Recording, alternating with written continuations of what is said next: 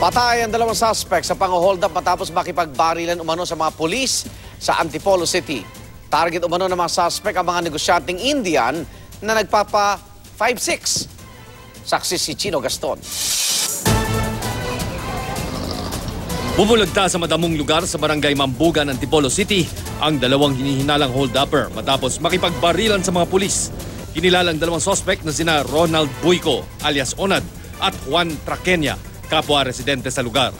Sabi ng Antipolo Police, modus ng mga suspect namang hold-up ng mga negosyanteng Indian na nagpapautang sa kanilang lugar. Pero kaninang alas 9 ng umaga, habang nag-aabang ng mga mabibiktima, natunugan ng mga suspect na sinusundan na sila ng mga undercover na pulis. Agad pinaputukan ng mga suspect ang mga pulis na napuwersahang gumanti ng putok. Naisugod pa si Traqueña sa Amang Rodriguez Hospital sa Marikina, pero kalaunay binawian din ng buhay. Isang linggo naming sinurveillance yan. Nag-joint operation kami ng operatiba ng Antipolo Headquarters hanggang nasa kotingan namin ngayong araw na to, oras na to. Ano yan, lumaban ba sir? Anong laban po yan? Hindi, ito talaga problema yan. Talaga?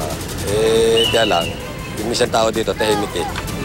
Kasi ibig sabihin na yung security doon magreklamo.